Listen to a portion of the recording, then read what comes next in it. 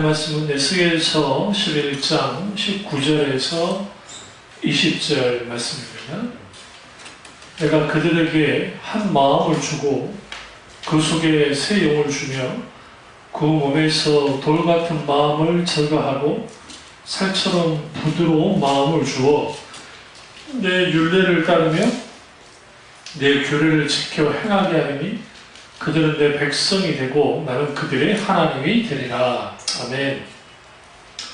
말씀 제목은 하나님의 마음을 부음받으라 라는 말씀입니다. 하나님의 마음을 부음받으라 라는 말씀입니다. 우리가 신앙은 전적으로 하나님과의 관계입니다.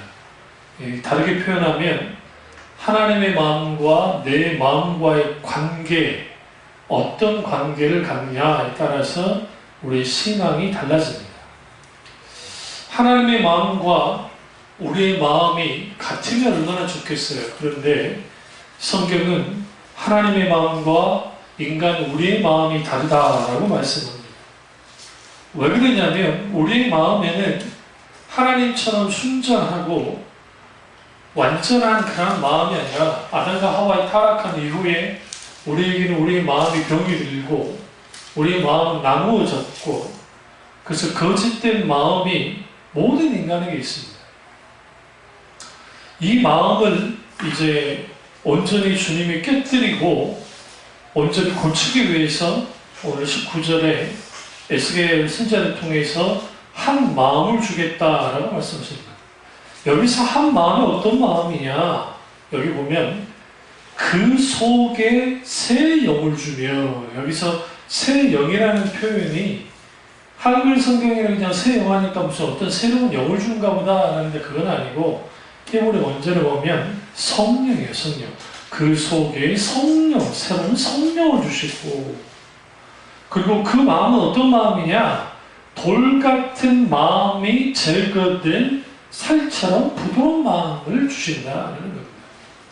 여기서 우리가 이제 뭘 알게 되냐면 돌같이 딱딱한 마음이 깨지려면 반드시 성령이 우리의 마음에 들어오셔야 되고 그 성령께서 우리 돌같이 딱딱한 마음을 깨뜨려 주실 때, 여기서 살처럼이라는 표현을 썼는데 그 히브리 원절 의미를 조금 더 깊이 들어보면 살코기 같이, 그러니까 우리가 고기를 막 잡았을 때 있잖아요. 잡았을 때 탁 들어가죠. 들어간 것처럼 그 살코기처럼 부드러운 마음을 주님이 주시겠다라고 말하는 겁니다. 그럼 왜 하나님의 마음이 중요하냐? 하나님의 마음이 우리 가운데서 떠나면, 그러니까 하나님의 마음이 우리 속에 역사되지 않으면 아주 경직돼요. 그러니까 통합 측에서 이번에 N교회 이제 그 세습에 대해서 이제 반려하니까 그 교회 원로 목사님이 뭐라고 새벽 이제 기도 때 설교를 했냐면, 그거 설교를 제가 보고 아주 경악했어요. 그러니까 그걸 반대하는 사람들은 마귀라는 거죠. 마귀들이 그런 것들을 방해하고 하는 것이다. 이거는 하나님이 하신 거다. 그게 뭐가 그렇게 잘못된 거냐 하면서 이제 하는 거예요. 그러니까 본 모습이 보여지는. 그러면서 우리 교회 교인들은 일심 하나가 되어져서 이런 것들을 잘, 마귀는 어떻게든 교회를 죽이려고 하니까 이제 담임 목사와 장로님들과 교인들이 하나가 되어져서 이 모든 것을 이겨야 된다라고 말하는 거예요. 참 묻고 싶은 게 누가 마귀 짓을 했을까? 단순히 세습 자체가 마귀짓이란 말이 아니에요. 이 세습이란 말이 한국에 맞는 말이고 외국에도 아버지가 목사님이었는데 아들이 목사 되는 경우가 있어요. 없는 거 아니에요. 영도 슐롬 목사의 아들이 뒤따라서 목사가 됐고, 그러나 이제 그 수종교를 말아먹었죠. 그 아들이. 결국 카톨릭 교회 넘어가 버렸고. 그게 본용주의 신학의 데브라와 일컬어서는 그 로버트 슐로 목사가의 종말이에요, 종말. 물론 그 외에도 아버지가 목사이고 그리고 이후에 아들이 목사 되어서 참 귀하게 잘 끌어가는 교회들이 없지 않아요. 그런데 우리랑 좀 다른 점이 뭐냐면 우리나라에 있는 담임 목사는 제왕적이에요. 제왕적이란 말은 무슨 말이냐면 그 왕이에요. 왕. 자기 왕국이에요. 근데 외국교회는 달라요. 그러지 않아. 그러지 않기 때문에 아들이 아버지를 이어서 목회한 것에 대해서 크게 그렇게까지 사람들이 뭐가 없냐면 거부감이 없어요. 가치관이나 여러 가지 맞으면 또 회중이 그 사람을 초빙하기를 원하면 뭐 되는 거예요. 문제는 이제 이번에 있던 일들은 아주 편법을 써서 이제 그렇게 하신 거예요. 총리의 법을 이상하게 해석해서 이제 해버린 거예요. 근데 그게 하나님의 방법일까요? 그렇지 않죠. 오늘도 오전에 쭉 말씀을 준비하면서 이제 그 설교는 아마 2주 후에 설교가 나오겠지만 아니면 빠르면 이번 주에 설교할 수도 있고 말씀을 쭉 준비하면서 딱 보니까 오늘날 우리 시대가 아주 경직되어 있고 굳어져 있는데 그 마음이 굳어진 상태에 있게 되니까 그러니까 하나님의 마음이 없고 하나님의 마음이 없는 세대의 특징이 있어요. 그게 이사야 시대, 에르미야 시대, 호세아 시대, 어떤 시대이든 마음이 굳어진 세대는 절대로 하나님이 채워서 되지 않아요. 그러니까 하나님의 이름은 팔아요. 네가 하나님 때문에 그런 거야. 내가 하나님을 위해서 이렇게 하는 거야. 라고 말은 하지만 정작 하나님이 우선되는 것이 아니라 자기 이익이 우선이 되는 거예요. 자기 이익이 우선이 되니까 신앙생활은 그렇게 나. 그러다 보면 거기로부터 이제 신앙의 왜곡들이 일어나는 거예요. 우리가 하나님의 마음이 우리가 왜 부어져야 되냐면 그 아버지의 마음이 우리 가운데 부어져야 첫째로 하나님이 뭘 하시는 것을 알 수 있고 두 번째는 내가 하나님을 깊이 알기 때문에 그 알게 된 하나님을 사랑하잖아요. 그러니까 내가 마땅히 그분이 내게 바라는 것이 무엇인지 알기 때문에 나의 전 생애를 드린 사람으로 사랑하는 거죠. 조나단 에드워드 목사님이 쓰신 데이비드 브레드너라고 하는 책이 있습니다. 그거는 미국 인디안들 그러니까 선교사로서 목회 사역을 하셨던 목사님이에요. 그분이 젊은 나이에 요절을 하셨거든요. 그분이 이제 데이비드 브레드너가 그 당시 인디언들과 이제 그 백인들 사이에 충돌이 있었던 시대예요. 그러니까 이제 거기 들어가서 복음을 전한다는 것은 아예 목숨 걸고 들어가는 거예요. 목숨 걸고 들어가서 예수 그리스도를 전하고 거기에서 갖게 되는 여러 가지 위협과 핍박 그리고 그럼에도 불구하고 예수 그리스도 그분이 구원자이시고 그들을 막 끌어안으면서 갔을 때 거기는 추장이 주께로 돌아오고 사람들이 변화가 일어나고 하는 거예요. 근데 그분이 제가 알기로 폐병인가 뭔가로 너무 과로하고 하는 과정 가운데 너무 적은 나이에 돌아가셨어요. 그 영향을 받은 분이 조나단 에드워드 목사님이에요.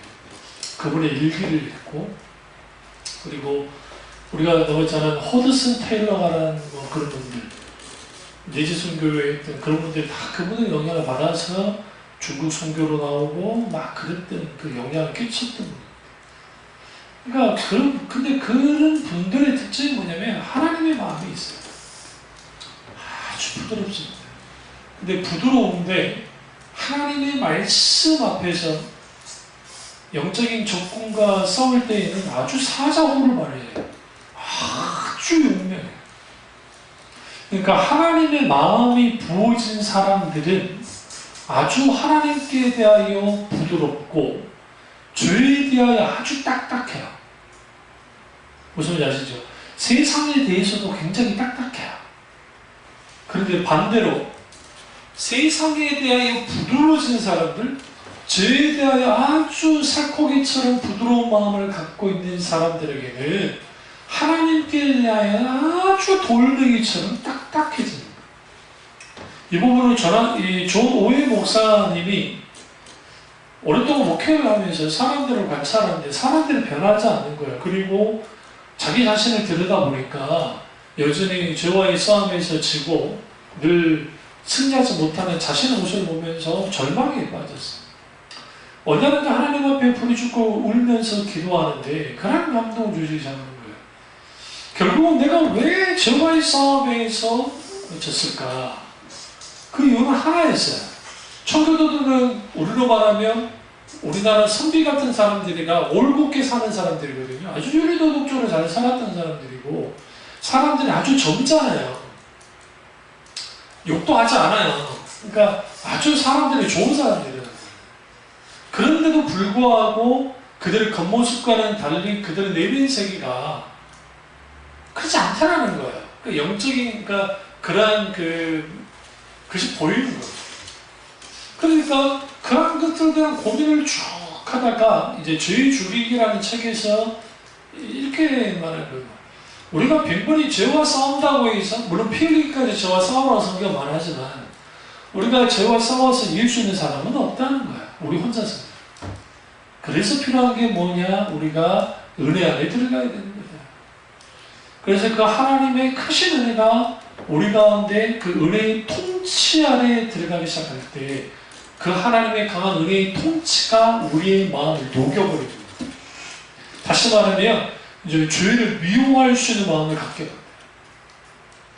그 전에는 죄 지음에 대해서 사랑했죠. 우리가 창세기 특징 중에 라멕이라는 인물, 가인이라는 인물을 보시면 아주 죄 지는데 즐기는 사람들. 라멕 같은 경우가 사람 죽어도 끔찍지 않았어요. 네피림들 사람 죽이고 막 약탈하는 거 끔찍도 하지 않았어요. 아모스 선지자가 그 시대에 하나님의 공의에 대해서 부르짖었던 이유가 뭐였냐면 오늘날 우리 시대가 좀 비슷한 거예요. 이스라엘은 절대로 대부업을 허용하지 않습니다. 그러니까 돈 가지고 사람들을 노예 삼는 것을 허용하지 않습니다. 그러나 이 돈의 논리가 통하는 시대 속에 살다 보면 사람들을 종 삼는 거예요. 물론 성경에서 종 삼여지는 부분도 말을 해요. 그러나 반드시 희년이 되면 70년의 세월이 도래하고 희년이 되면 다 해방시켜줘야 돼요. 그것은 안 하는 거예요. 누가 안 해요? 정치인들과 권력자들과 부자들과 기득권 세력들이. 그뿐이냐? 이제는 이 사람들에게 높은 고리대금을 씌워서 이제는 밭을 팔게 하고 논을 팔게 하고 양을 팔게 하고 집을 팔게 하고 심지어는 입을 수 있는 옷도 팔게 만들고 그러니까 당연히 누굴 팔겠어요? 자식을 팔고 마누라를 팔고 자기 스스로가 팔려가는 거예요. 근데 그것에 대해서 제사장들이 그 시대의 제사장들이 뭐 하느냐? 그것에 대해서 단 한마디 하도 안 하는 거예요. 잘못됐다고. 그러니까 아모스 선지자가 그거 놓고 엄청나게 깨부십니다. 당연히 누가 가만히 있지 않겠어요. 기득권 세력들이 이 선지자를 가만두지 않는 거예요. 그럼에도 불구하고 아모스 선지자가 하나님의 마음을 가지고 담대하게 했습니다. 담대하게. 그러니까 마음이 예수 그리스도를 믿으면 믿을수록 마음이 부드러워지고 마음이 좀 더 너그러워져야 되는데 예수님을 믿으면 믿을수록 이 마음이 사라져버려요. 뭐를 잃어버렸기 때문에? 하나님의 마음을 잃어버렸기 때문에. 왜 하나님의 마음을 잃어버렸느냐? 너희에게 뭘 주고? 새 영을 주며 성령에 의한 삶이 우리 안에 있지 못하는 거예요. 그런데 성령에 의한 삶이 우리 가운데 있게 되려면 필수적인 조건이 있어요. 그것은 뭐냐면 하나님을 향한 통렬한 회개. 다시 말하면 회심이에요. 회심. 처음 예수 믿고 구원받는 중생 말고요. 그는 당연히 일생에 단 한 번 있는 것이고 지속적인 회심이 있는 거예요. 이 지속적인 회심 속에서 죄와 싸우는 거예요. 단순히 그냥 하나님 잘못했어요 그거 끝나는 거 아니에요. 그 마음으로부터의 변화가 일어나고 행동의 변화까지 있는 그런 회심의 일들이 우리한테 일어나야 되는데 그것이 일어나가는 게 뭐냐? 성령님을 통한 은혜예요. 은혜. 그 강한 은혜가 우리 이렇게 하는 거예요. 여러분 예수님 믿다가 중도에 타락하는 사람들이 다 악합니다.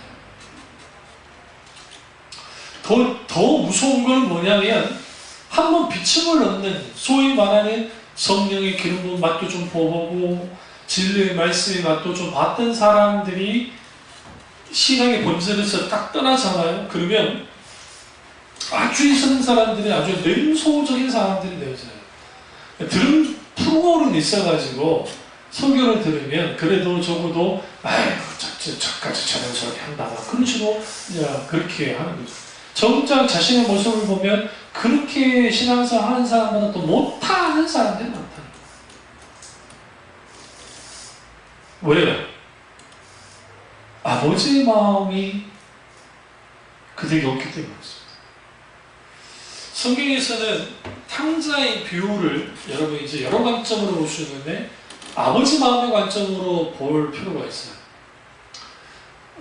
첫째 아들 탕자, 큰 아들 탕자, 둘째 아들 탕자. 제가 어렸을 때에는 목사님들이 첫째 아들을 탕자라고 설교한 목사님들이 단 한 번도 없었어요. 왜 그랬냐면 그 시대 이제 목사님들이 이제 죄송한데 그 시대 목사님들의 그 신학적인 그 훈련이 그렇게 잘 되어 있지 않았기 때문에 좀 그게 부족함이 있었어요. 그럼에도 불구하고 그걸 채울 수 있는 뜨거운 기도와 헌신이 우리 선교 목사님들에게 있으셨기 때문에 귀한 시대였죠.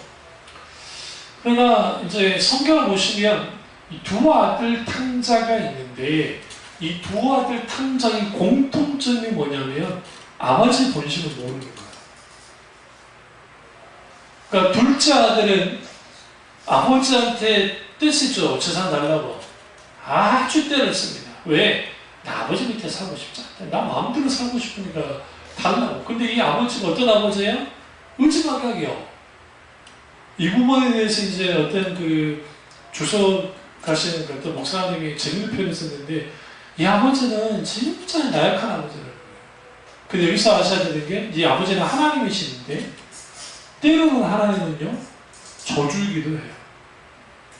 이게 굉장히 중요해요. 하나님이 정말 나약하다는 게 아니에요. 하나님이 나약하지 않으시는데 저주시기도 합니다. 아버지. 근데 재밌는 게 둘째 아들에게는 져줬는데 이상하게도 첫째 아들에게는 져주지 않았어요.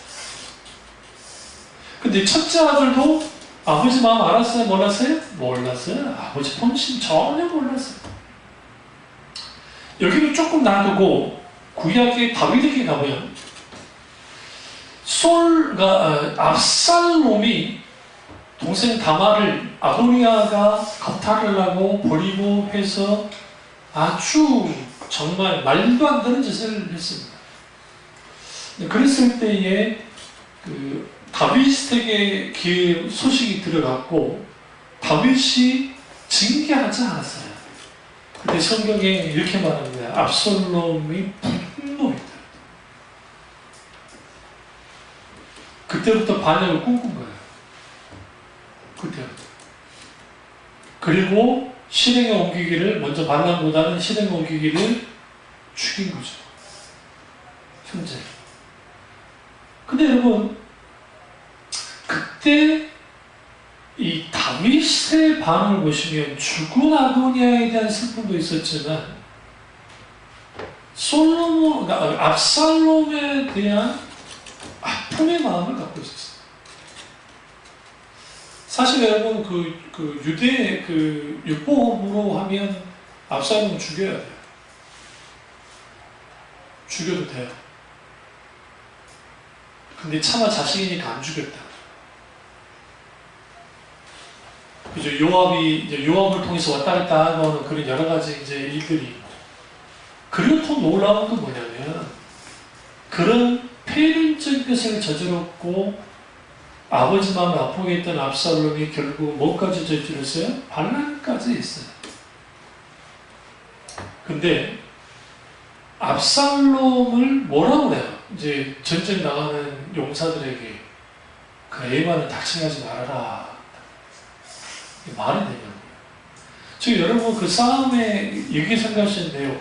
5만 대 5천이 싸웠다고 생각하면 돼요. 그러니까 10대 1로 싸우는 건데, 근데 압살롬에게 있는 군대는 아주 젊고 군대 수가 많고, 다윗에게 있는 군대는 늙은 노장들이에요. 늙은 노장들. 그렇게 뭐 젊은 청년 그렇게 많지도 않아요. 그런데 싸워서 누가 이겼어요? 당연히 다윗이 이겼어요. 하나님 함께 하셨기 때문에. 근데 요압이 머리 긴 머리를 하고 있던 압살롬이 나무에 걸린 걸 보고 알면서도 죽여버렸죠. 놀랍게도 요압은 다윗의 마음을 알고 있었어요. 잡아가서 안 죽였어요. 근데 정치적으로 봤을 때 압살롬은 살려놓고 어디에 있다가 유폐해둬도 언제든지 반란이 일어날 수 있어요. 하나님의 아이고벨의 계약을 막 깨부시고 하는 일련의 사건들이 다 있거든요. 근데 그때 여러분 보세요. 압살롬이 죽었을 때의 다윗의 반응이에요. 알테니가 빠졌구나가 아니라 통곡이. 그것도 얼마나 심히 통곡했든지 무한할 정도. 그러니까 사람들이 다들 지금 신녀들은 다 듣고 있는 거예요. 그러니까 요압이 가서 협박하잖아요. 이러시면 우리가 칼을 대왕께 노린다. 우리가 반란을 저질렀습니까? 그가 반란을 저질렀지. 그러니까 정신을 차리고 뭐합니까? 눈물을 감추고 뭐예요? 나가서 승리를 선언하고 거기서 종결된 듯 합니다. 근데 다윗이 죽길 직전에 솔로몬의 왕위를 주면서 반드시 요압을 죽여야 합니다. 잊지 않은 거예요. 그리고 요압을 죽입니다. 솔로몬.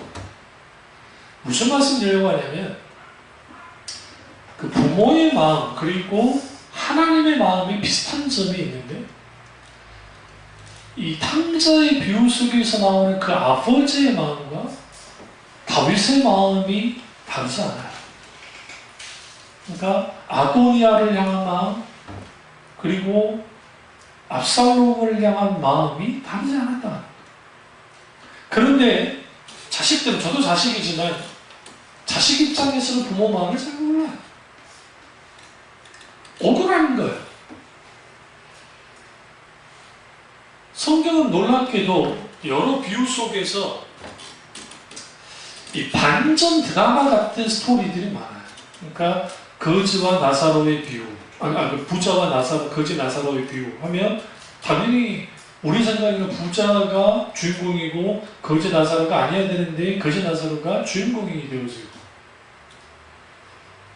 드라크마의 비유 같은 경우도 드라크마는 그렇게까지 그러니까 혼인 서양물일 뿐이지 실제 가치는 하나도 없는 것일수 불구하고 아주 가치 있는 것이라고 하고 큰 아들과 작은 아들, 막내 아들이었던 탕자가 둘째 아들이었던 탕자가 아버지의 마음을 모르고 왔고 그리고 탕전했고 그리고 돌아왔는데 그 아버지가 받아줬습니다. 그러면서 결국 그 둘째 아들이 세상 바람에 개가천선한 거예요. 아버지 본심 많았고 이제 그 마음이 안 거예요. 근데 문제는 이제 첫째 아들이 우리로 말하면 삐진 거죠. 근데 아버지 그 대듭니다. 근데 여러분 중요한 게 처음 대든 거예요. 둘째 아들하고 계속 대듭도 놓이고 처음 대든 거예요. 근데 아버지가 조금도 물러서지 않습니다. 그리고 성경엔 종교를 안 주죠. 이 비유의 핵심은 뭐냐면 첫째 아들은 바리새인들과 종교 지도자를 뜻합니다. 사실. 그리고 둘째 아들은 세리와 주인들 그러한 사람입니다. 결국 아버지를 떠나서 아버지를 잃어버렸던 그들이 결국 아버지의 본심, 그 아버지의 마음을 알고 돌아왔을 때 그들이 회복이 있었던 것처럼 마땅히 이 세상에 사는 모든 사람들은 아버지의 마음을 알고 아버지께로 돌아와서 회복해야 된다는 메시지예요. 그리고 거기에서 가장 큰 핵심은 아버지의 사랑이에요. 그럼 큰아들은 무엇을 놓고 열심히 했냐? 아버지께로부터 뭔가 얻을까 하는 것을 가지고 열심히 했다. 그 시대의 배경 속에서 왜 큰아들이 겉보기에는 탕자가 아닌데 왜 탕자냐? 그 시대에 아버지에게 그렇게 대드는 것은 아버지가 죽어도 해요. 가부장 시대. 자녀의 생사 예탁권을 아버지가 주고 있어요. 그때 대들었던 그 정도가 우리는 이제 그냥 한글 성경을 읽으니까 뭐 좀 대들었나 보다 하는데 그 정도가 아니었어요. 그러니까 성경이 이렇게 말하잖아요. 내게 네 거잖아. 그렇게까지 화낼 거 없어. 나는 내가 할 거 하는 거야. 그리고 그리고 끝내버려요. 예수님이 그 비유를 통할 때 비유를 듣는 사람이 누구예요? 유대인들과 바리새인들과 그들이에요. 그 비유를 듣고 있는 사람들은 분명히 알 거예요. 누가 둘째 아들이고 누가 첫째 아들인지를 아는 거죠. 여기서 결론은 뭐냐면 우리가 무슨 짓을 하는 게 중요한 게 아니고 하나님 앞에 진짜로 회개했는가, 그리고 하나님의 마음을 알고 그 마음이 우리 가운데 뭐 있느냐? 분발하느냐? 그 하나님의 마음이 부어져야 살코기같이 부드러운 마음을 갖게 되어지고 그 마음을 가지고 하나님과 그리고 사람들 앞에서 살아요. 여기서 굳은 마음이라는 게 히브리어로 하벤이라는 뜻이 있는데, 하벤이라는 뜻은 돌이라는 뜻이에요. 그러면 돌같이 굳어버린 마음을 뜻합니다. 부드러운 마음은 레바살이라는 히브리어 단어인데, 바살은 피부와 살, 살코기를 뜻합니다. 아주 부드러운 피부와 같은 살코기 같은 마음, 그 마음을 주는데 여기서 중요한 게 있어요. 성령님만이 돌같이 굳어진 마음을 제거할 수 있다는 거야. 내가 성격 개조하겠다고 해서 개조되지 않아요. 절대로. 근데 어느 정도는 되겠죠. 어느 정도는 될 줄 몰라도 실제로 그 마음이 제거되지 않아요. 부드러운 마음은 성령님이 만질 때가 이 마음을 품는 것이 중요합니다. 그럼 왜 주님이 이 마음을 주실까요? 왜 주시는 거예요? 20절 보세요. 내 윤례를 따르며 내 규례를 지켜 행하게 하리니 그들은 내 백성이 되고 나는 그들의 하나님이 되리라. 왜 주님이 살처럼 부드러운 마음을 주느냐? 첫 번째 뭐예요? 율례를 따르고, 두 번째 규례를 지키고 행하게 하고, 세 번째 뭐예요? 나는 그들의 하나님이 되리라. 다시 한번 탕자 비유로 갈까요? 보세요. 여러분, 탕자의 비유에 있어서 그들에게서 아버지는 어떤 아버지였을까요? 내 아버지가 아니었어요. 아까 말했죠. 첫 번째 그들의 오해가 뭐였어요? 아버지의 본질 몰랐다 했죠. 두 번째 뭐예요? 내 아버지가 아니었어. 보여줄게요. 그러니까 둘째 아들이 아버지가 살아계시는데 유산을 분배해 주라는 것이 불가능해요. 유대법에. 그러니까 이스라엘 법에는 절대로 아버지가 살아계시는데 유산 분배해 주는 경우가 없어요. 만약에 아버지가 그 유산을 분배했다는 것은 그걸 뭘 말하면 임종 직전에 있다는 것을 얘기해요. 그런데 그런 상태도 아닌데 유산을 분배해 갔다는 것은 뭐냐면 아버지를 죽은 존재로 여기는 거예요. 그러니까 내 아버지가 아닌 거예요. 그러니까 말은 아버지인데, 아버지인데 탕자에게서는 아버지가 아닌 거예요. 그리고 떠난 거예요. 다 말아먹고 난 다음에 지가 그러잖아요. 내 아버지 집에 먹을 것이 많도다 하면서 그가 이렇게 말합니다. 왜? 나를 사건의 하나로 써주실 거야. 그 정도는 있는 마음이 있는 아버지니까. 그거 아는 거예요. 홍길동처럼 아버지라 하지 못한 그런 게 아니라 홍길동을 아버지라 부르고 싶었는데 이놈은 아버지라 부르고 싶지도 않는 거예요. 왜 재산 다 가져나갔어? 그 얘기는 내 아버지가 아닌 거예요. 다 나오라니까 내 아버지인 거예요. 그런데 감히 내 아버지를 못하게. 그러니까 주인님이에요. 주인님하고 왔는데 세상에 갑자기 아버지가 두 놈밖에 기다리고 있더니 어머니 내 새끼 왔냐, 신발 벗어주고 안아주고 입 맞추고 목욕시켜주고 옷 입혀주고 가락지 끼워주고 세상에 신발도 시켜주고 그걸 안 끝나고 송아지 잡아놔가지고 막 잠치도 이르게 해주고 그러고 있을 때 그 둘째 아들 마음이 편할까요? 안 편하지. 사람이라면요. 얼마나 송구하겠어요. 너무나 감격해. 이게 하나님이에요. 이분이 하나님이에요. 비로소 그가 거기서 알았으니까 내 아버지구나. 첫째 아들을 볼까요? 첫째 아들은 아버지가 있을 때 내 아버지인 줄 알았어요. 그리고 쭉 살았어요. 큰 문제 안 일으켰어요. 그런데 헤쳐먹고 온 아들놈이 왔네요. 그런데 너무 잘해주는 거예요. 그러면 그 큰아들의 분노는 어디서 나온 거예요? 유산 때문에, 유산 때문에 자기 게 없어지잖아요. 말아먹었는데 뭐 하나 먹었는데 나중에 쎄빠져 이래가지고 가게를 일구어 놨는데 저녁에 또 왔으니까 자기 거 축내고는 거잖아요. 말은 아버지 거라고 말하는데 이게 다 자기 거라는 거예요. 내 거라는 거예요. 근데 대놓고 말하기는 그러니까 언제 아버지가 내 친구들한테 염소 한 마리를 잡아줬냐고. 그러니까 아버지가 간판한 거죠. 예, 내게 내 거잖아, 너 거잖아. 뭐가 그렇게 화를 내는 일이냐. 그럼 그가 왜 분노했을까요? 이때까지는 내 아버지인 줄 알았는데 둘째 놈의 아버지인 거예요. 그러니까 내 아버지가 아닌 거예요. 그래서 첫째 아들이 뭐예요? 탕자입니다.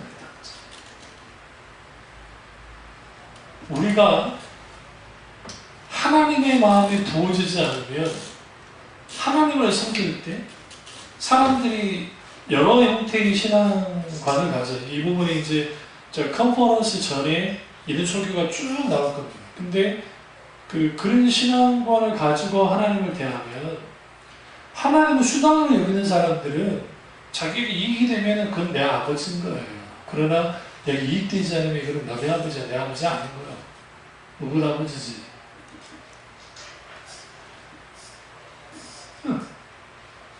또 하나는 하나님 그분을 기복주의적으로 믿고 말 그대로 기복주의는 놔두더라도 소위 체험주의적인 신앙을 갖고 있는 사람들, 그 자기 체험에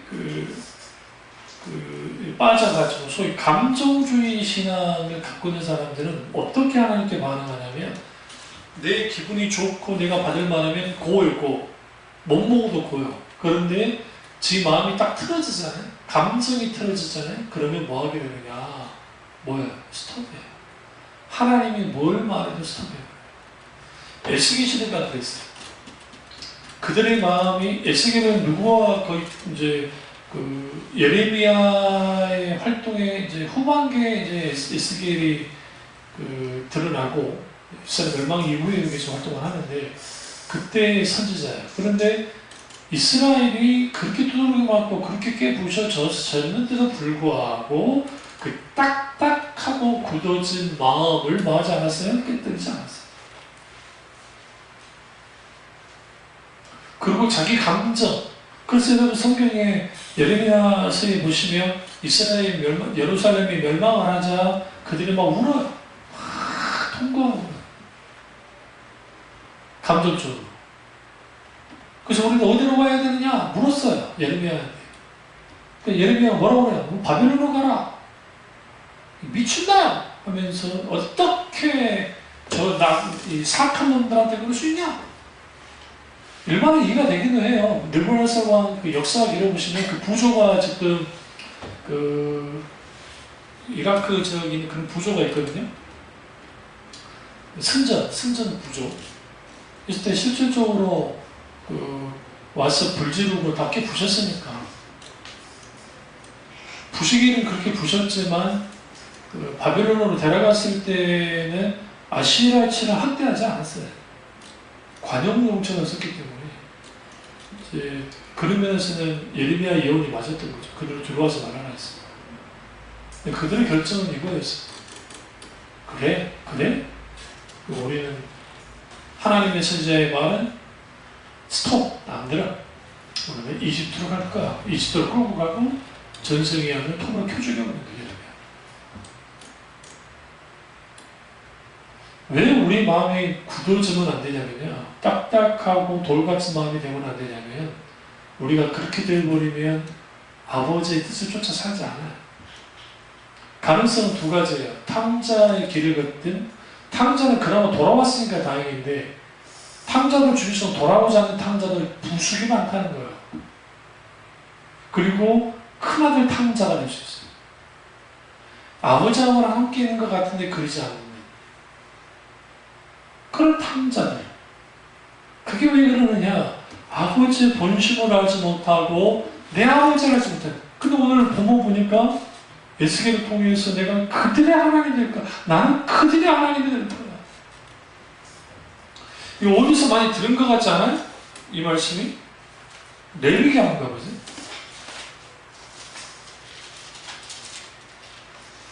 일단 20장 26절을 한번 보겠습니다. 20장 26절 너희는 나에게 거룩할지어다. 이는 나 여호와가 거룩하고 내가 또 너희를 첫째 나의 소유로 삼으려고 두 번째 너희를 만민 중에 뭐 했습니다? 구별하였습니다. 주님이 구별했다는 거예요. 하나님의 소유가 되도록 하셨다는 거예요. 그러면서 우리가 그 19장 가보세요. 여기서 이제 계속 반복적으로 나오는 문장이 나오는데요. 2절을 보세요. 2절 뒷부분 보시면 나 여호와 너희 하나님이 거룩함이라. 누구의 하나님? 너희 하나님이. 3절 너희 하나님 여호와. 4절 나는 너희 하나님 여호와니라 라고 하죠. 10절 가보세요. 나는 너희 하나님 여호와니라. 그래서 계속 나는 여호와다 나는 하죠. 25절 가보세요. 나는 너희의 하나님 뭐다? 여호와니라. 31절 나는 너희 하나님 여호와니라. 32절 내 하나님을 경외하라. 나는 여호와니라. 누구의 하나님이에요? 너희의 하나님이라고 계속 주님이 반복하고 있어요. 봅시다. 오늘 본문하고는 상관없지만 탕자 비유 나온 편에 탕자의 비유에서 여전히 하나님은 그들의 아버지셨어요. 그러나 두 아들은 뭐였어요? 뭐가 됐어요? 아버지가 아니었어요. 그러면 여전히 하나님은 나는 너희의 하나님이야. 나는 성욱이의 하나님이야. 나는 누군가의 하나님이야. 나는 너와 하나님이라니까 라고 계속해서 하나님은 변한 적이 없으시니까 불변하시고 한결같은 인자하심의 사랑으로 오시기 때문에. 근데 우리의 굳은 마음이 아버지를 여기지 않는 거예요.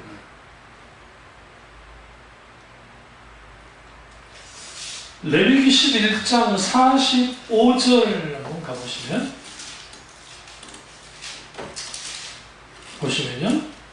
나는 너희의 하나님이 되려고 너희를 애굽 땅에서 인도해낸 여호와라. 내가 거룩하니 너희도 거룩할지어다. 많은 목사님들이 그 설교하실 때 이스라엘 백성들이 가나안 땅에 들어가는 것을 천국에 들어가는 것으로 많은 설교를 그렇게 하세요. 그렇게 그러니까 그 자체가 틀린 건 아닌데 좀 무리수예요. 왜 무리수냐면 만약에 그 가나안 땅이라는 것이 예표적인 의미에서는 그럴 수는 있어요. 요단강이라는 뜻이 죽음의 강이라는 의미가 있으니까 우리 찬송 가운데 그래서 요단강 건너가 만나리 하는데 이걸 엄밀히 신학적 의미에서 그리고 성경적 의미에서 보면 그건 어폐가 있어요. 솔직히 왜 그러냐면 하나님의 목적은 단순히 광야 이스라엘 백성들을 가나안 땅에 들어가는 게 목적이 아니었어요. 그랬다고 한다면 하나님은 굳이 이스라엘 백성이 싸우지 않고 그냥 쓸어버렸을 거예요. 생각해보세요. 하나님이 그냥 질병 하나만 딱 해가지고 그 지역 사람들 그냥 질병 도지게 해갖고 다 죽여버리고 들어가게 할 수도 있잖아요. 병균 다 없애고. 안 그래요? 우리가 우리나라에 그 역병이 돌았을 때 뭐 전 인구의 뭐 3분의 1이 죽어 없어지고 그런 게 흔했어요. 조선시대에도 그랬었는데 하물며. 그러니까 하나님이 얼마나 답답했으면 모세를 그랬잖아요. 난 니네 다 들어가게 해줄게. 없잖소. 근데 나는 안 들어갈 거야. 그런 의미에서 그러니까 그냥 천국을 선녀하는 의미 속에서 광야 같은 세상에 살다가 요단강을 건너서 가나안 땅에 하는 천국에 들어간다는 도시로 설교하는 것 자체는 뭐 틀렸다고 뭐 무조건 틀렸다고 할 수는 없지만 그게 무리가 있는 게 그 가나안 땅에 들어가는 것은 뭘 의미해서 적과 꿀이 오르는 땅이니까 들어가는 거예요? 네? 그래요. 적과 꿀이 오르는 땅이니까 들어가고 싶어 했어요. 누가? 일정탐꾼과 이스라엘 백성들이 전체가. 근데 요수아와 갈렙은 왜 들어가고 싶어 했어요? 아브라함과 이삭과 야곱의 언약이 있기 때문에 그 약속을 바라보고 들어가고 싶었던 그리고 그 가나안 땅이 땅 자체가 중요한 게 아니었어요. 그들에게서. 모세가 그랬잖아요. 그래서 내가 들어가니까 그 모세가 뭐하냐? 가나안 땅 안 들어가냐? 나 하나님 함께 있기를 원합니다. 라고 말했어요. 왜 그랬을까요? 오늘 레위기에서 그것을 알 수 있어요. 나는 너희 하나님 되려고 너희를 애굽 땅에서 인도했다. 실제로 그들의 하나님이 나의 하나님, 우리 하나님 되는데 그래서 안 했다는 거죠. 그러다 보니까 잘 들으세요. 이스라엘 역사 가운데 에스라, 느헤미야, 학개, 스가랴가 말라기까지 그들이 등장하기 전에 그러니까 이스라엘이 BC 586년에 남유다가 멸망하고 722년에 북이스라엘 멸망하고 난 다음에 나라를 다 멸망하고 난 다음에 비로소 뭐가 나오냐면 유일신 신앙이 나오는 거예요. 그러니까 오직 하나님만을 믿게 돼요. 그리고 창세기, 그러니까 우리가 굳이 창세기 1장부터 11장까지를 뭐 원역사, 오리지널 히스토리라는 표현을 쓰는데 어쨌든 뭐 그렇다 칩시다. 원역사 놔두고 아브라함부터 시작해서 마지막 뭐 이제 왕 이스라엘 남유다 왕 그리고 그들이 이르기까지 총 주제는 뭐냐면 혼합신앙이지. 혼합되지 말라는 거예요. 이스라엘은 다른 분도 하나님을 버린 적이 없어요. 다시 말하면 무신론이 없다고요. 그러니까 여기 시편에서 어리석은 사람은 그 마음에 이르기를 하나님이 없다 하는도다를 이거를 무슨 무신론이라 생각하는 그게 아니고 이 말이에요. 어리석은 자들이 하나님이 없다 할 때에 그 하나님이 너희에게 지금 그 하나님이 없다는 거예요.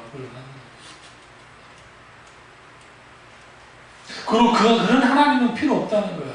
우리에게 누가 있습니까? 바알이 있습니다.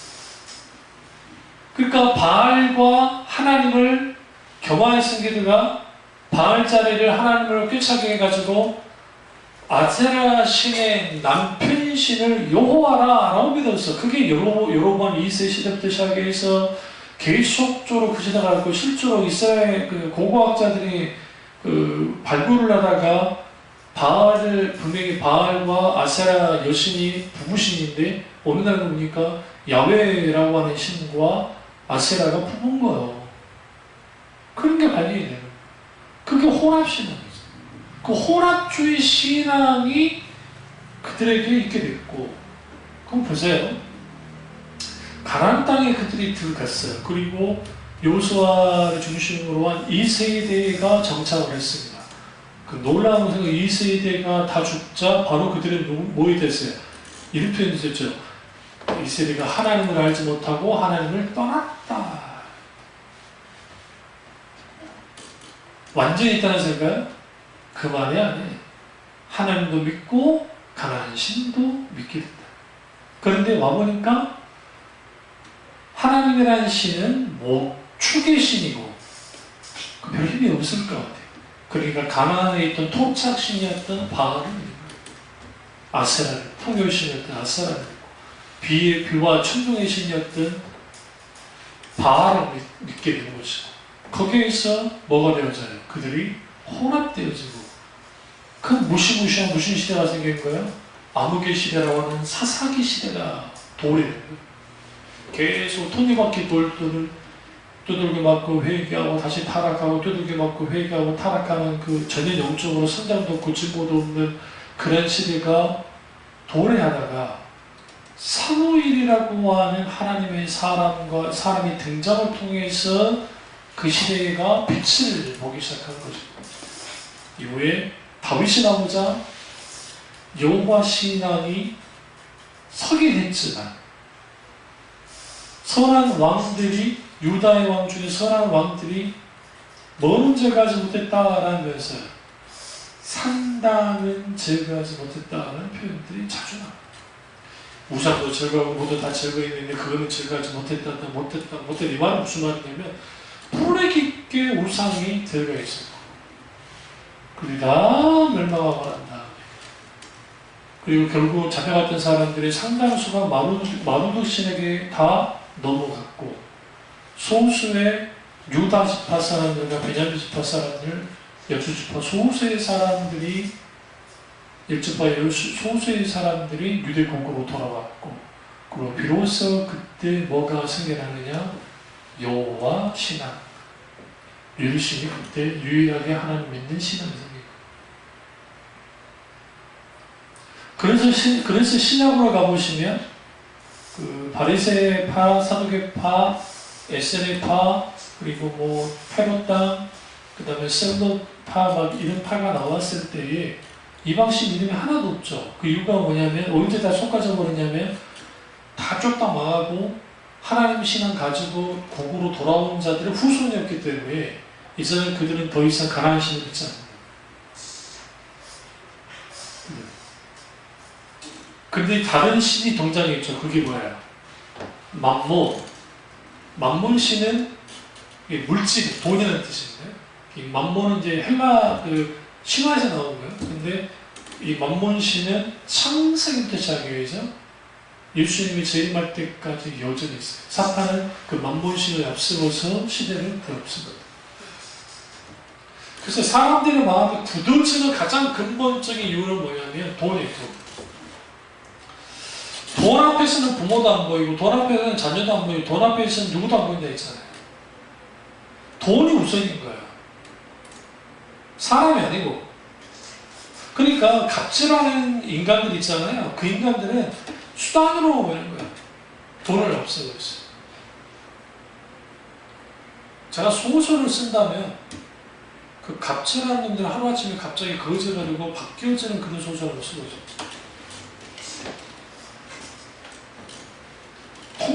통쾌 복수고 코믹으로 해가지고.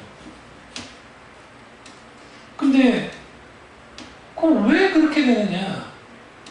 부자와 거짓나사로 비유술이 잘 드러나듯이 그들에게는 위에 하늘도 안 보이고 누구도 안 보여요. 사람도 안 보이던 왜 우리가 하나님의 마음을 가져야 되냐면 살코기 같은 부드러운 마음을 갖는 사람들은 하나님에 대한 열린 마음을 가지고 하나님에 대한 아주 부드러워요. 그러니까 자기 고집과 아집과 막 이런 것을 막 드러내지 않아요. 물론 어쩌다 보면 그럴 수도 있겠지만 그래요. 죄에 대하여 세상에 대한 아주 딱딱하고 굳어진 마음을 갖는 거예요. 하나님의 은혜가 거두어지고 신앙이 뒤로 물러나고 영적인 침체에 빠지고 그렇게 되어져 버리면 하나님의 마음으로부터 멀어지면 멀어질수록 우리의 마음은 굳어져 버리고 그 굳어진 마음이 세상에 대하여 열린 마음을 갖게 하나님께 대하여 닫힌 마음을 갖게 그리고 죄에 대하여도 아주 열린 마음을 갖게 됩니다. 그래서 빈번한 죄의 실패 속에서 과거에는 죄에 대한 죄의식이 있었다고 하면 죄책감이 있었다고 한다면 이게 더 지나가면 죄에 대해서 무감각해지고 이게 죄에 대한 무감각이 더 이제 발전되어지면 죄 짓는 것을 즐겨요. 그게 성경을 보면 잘 알 수 있어요. 반대로 이제 좀 보면 하나님의 마음이 부어지면 하나님의 은혜에 대한 사모함이 더 커져요. 아버지에 대한 열린 마음을 갖고 있기 때문에 그 은혜가 커지면 커질수록 하나님에 대한 갈망함 또한 커져요. 그게 커지잖아요? 커지면 이제 뭘 즐기시냐면 이걸 이제 존 파이퍼 목사님 책가 하나님의 희망이라는 책이 이제 거기서 나온 건데 하나님의 놀라운 은혜 말씀이면 세상이 줄 수 없는 그 즐거움을 막 느끼죠. 너무너무 좋은 거예요. 그 속에서 기쁨이 넘쳐요. 네, 기쁨이 넘쳐요. 찬송 가운데 우리 옛날에 복음 찬송 가운데 내게 샘솟는 기쁨 내게 샘솟는 기쁨 내게 샘솟는 기쁨이 넘치네 할렐루야 그게 가능해져요.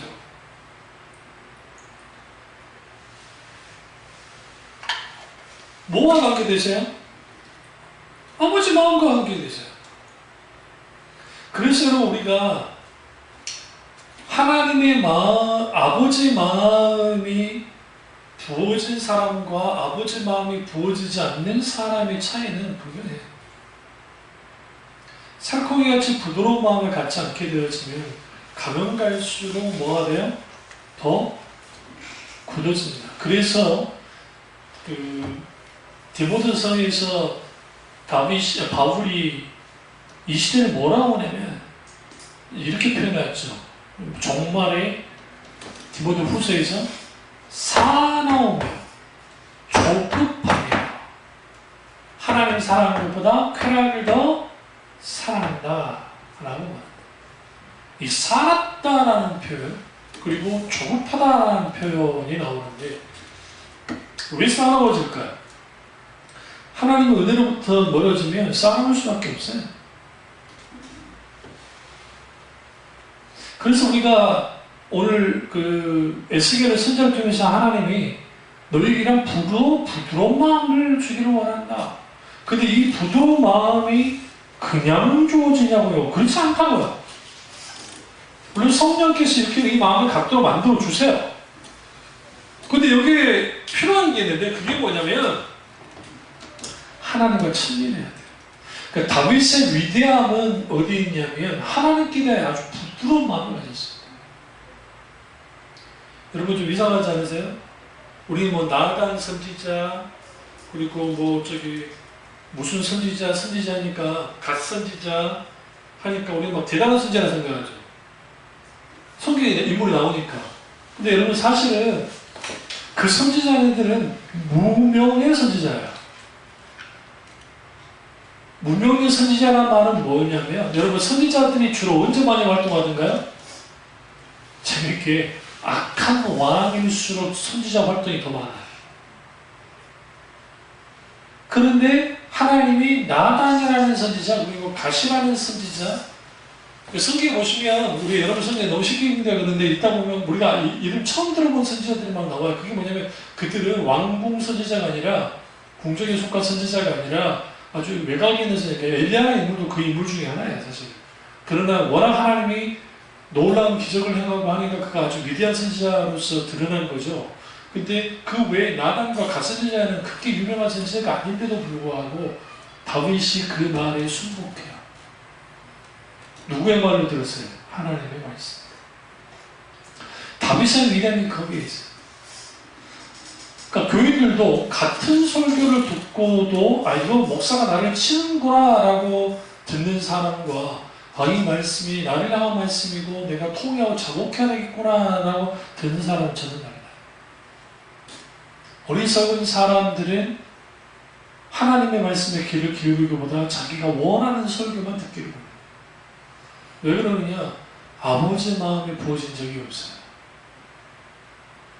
그래서 마음에는 관성의 법칙이 있어가지고 우리의 마음이 옛 자아의 속성을 그대로 갖고 있어서 하나님의 은혜로부터 멀어지고 그리고 하나님의 은혜로부터 이제 벗어나기 시작합니다. 그러니까 하나님과 나 사이의 거리가 멀어지면 멀어질수록 무슨 일이 멀어지기 시작하냐면 그러니까 우리 마음으로부터 처음 하나님을 떠나요. 몸을 떠나지 않고. 근데 그 마음으로부터 떠난 거리만큼 몸도 떠나요. 문제는 뭐냐면 이게 좁히는 게 쉽지 않아요. 좁혀. 그렇게 떠나게 되면 하나님의 마음을 상실합니다. 하나님의 마음을 상실하면 그 속에 있게 되는 게 뭘까요? 세상 온갖 잡것들이요. 마음의 쓰레기들이 그 안에 담기기 시작합니다. 그걸 해결해 보겠다고 이런 상담사, 이런 심리학자, 이런 상담학자, 이런 카운셀러 막 찾아간다고. 그럼 찾아가기로 또 다행이에요. 그래도 노벨을 좀 받으면 괜찮은데 세상에서 다루는 그러한 그 마음다움은요 이거예요. 타락한 마음, 부패한 마음을 연구하는 작품이잖아요. 그러니까 한계가 있어요. 근데 정말 여러분을 우리가 옳거니한 게 많아요. 맞아. 그런데 문제가 있어요. 해결점이 없어요. 거의. 프로이드의 정신분석학에서 프로이드가 정신분석학, 그 미친 그 정신병자들을 연구도 했지만 단 한 명도 프로이드가 정신병자를 고친 적이 없어요. 무슨 말인지 아시죠? 한계. 그러니까 다른 학설이 계속 그래서 프로이드의 한계를 보고 칼 융이라고 하는 사람이 나와서 그 학설을 뒤졌고 또 이 뒤에 보면 에릭 에릭슨 여러 학설들이 계속 그래서 인지심리학 무슨 심리학은 계속 나와요. 왜? 사람이 아마 계속 보는 그런 기술은 늘어났고 실제로 그래요. 그러니까 인문학의 장점은 뭐냐면 사람들이 이런 고민 저런 고민에 대해서 잘 설명해주고 이런 고민이 있는 데 대해서 잘 해주고 나는 잘하는데 마지막 딱 가가지고 그러면 어떻게 해야죠? 그럼 이렇게 말해요. 네가 알아서 해야 돼. 취사서 어떻게 해야지. 그 어마어마한 임마누엘 칸트, 헤겔, 니체, 까미 여러 그런 어마어마한 괴이크도 마찬가지고 이러한 사람들이 그 문제를 해결하고 싶어도 해결 못했어요. 이들 중에 상당수가 자살해 죽었어요. 자살해 죽어버렸어요. 후마. 요즘 목사들도 자살해요? 목사들도 자살한다고요. 그런 시대가 되어버렸어요. 하나님을 믿는다고 하는 사람들이 왜 그 지경까지 가게 됐을까? 그러니까 설교할 때 그들의 마음을 추리해 준답시고 이렇게 하고 마음 그 사람들 아픈 스토리 그런 것들을 이야기하면 이렇게까지 아픈 사람들인데도 불구하고 그래도 하나님을 믿고 해가지고 해결해가지고 그리고 이렇게 잘 됐다고. 여러분 그거보다는 아니잖아요. 그럼 어느 정도 위로를 받아요. 그리고 울기도 해요. 그 집에 갔더니 여전히 내 신세는 변한 게 없어요. 그러니까 갖고 나오는 무기가 뭐냐면 감성 코드예요. 감성 코드. 글을 모으면 그런 감성들을 터치해서 고도의 그것을 가지고, 그래서 영상 하나하나에 여기 조명 하나하나에 음악 하나하나에 그 다음에 제스처, 설교, 그 다음에 여러 가지 행동들, 그런 것들을 다 만드는 거예요. 그리고 사람들을 거기서 만들고, 그럼 사람들 거기서 은혜 받았다는 거예요. 성령님의 역사의 자리를 사람이 찾아요. 그러니까 하나님의 마음이 부어질 자리가 없어요. 근데 여러분 놀랍게도 하나님의 마음이 부어지면 그 부어짐 속에서 우리는 뭐하게 되어지느냐? 하나님 그분의 본심을 알고 그 하나님이 나의 아버지라는 거예요. 하늘에 계신 우리 아버지야. 우리는 이 파트를 아버지라고 하는 그 표현이 얼마나 대단한 건지를 몰라요. 하나님이 뭐라고 하나요? 내가 너희의 마음을 고치려고 내가 내 생명을 주고 성령을 주고 내가 너희 마음을 이제는 돌같이 딱딱한 그 마음을 내가 저어뜨리고 살처럼 부드러운 마음을 우리 속에 자동적으로 생기는 게 아니라 주신다.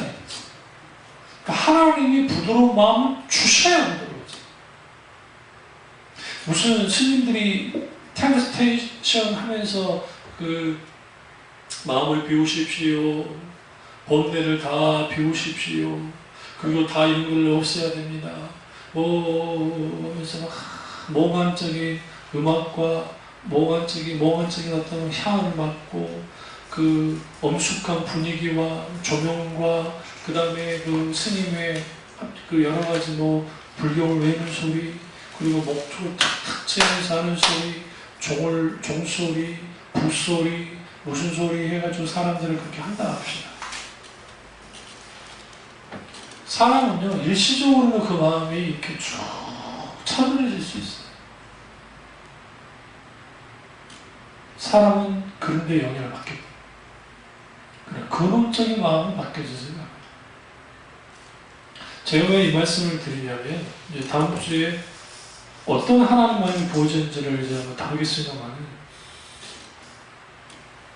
우리가 인생을 살면서 상처 안 받고 살 수가 없기 때문이에요. 자식한테 상처받고, 부모에게 상처받고, 다른 사람에게 상처받고, 누군가에게 상처받고 사는 그뿐 아니라 하나님의 은혜로부터 벗어나게 되어지면, 하나님의 은혜가 우리에게 약해지면 우리의 세상 것의 영향을 받기 시작해서 우리의 마음은 우리도 모르는 사이에 돌처럼 딱딱해진다. 그래서 우리가 예레미야 애가에서 이제 예레미야의 그 별칭이 눈물의 선지자라고 하는데, 기독신자에게 있어서 목사는 누구나 그들의 눈물이 메마를 때 우리의 마음도 메마른다. 십자가를 바라보면 예수 그리스도의 십자가 생각하면 눈물이 나야 되는데 안 나요. 저도 그렇게 굳어져 버려요. 왜 그래요? 성령이 우리 가운데 역사하시고 우리 속에 새 마음을 주셔요. 그 마음을 가지고 우리 뭐하느냐? 자꾸 우리 속에 굳어져야 하는 마음들을 깨뜨리고 또 깨뜨려서 부드러운 마음을 갖고 시작할 때 하나님께 대해 부드러울 뿐만 아니라 사람을 향해서 부드러워져요. 그 은혜가 저와 여러분께로 주님을 축원합니다. 네. 기도하겠습니다.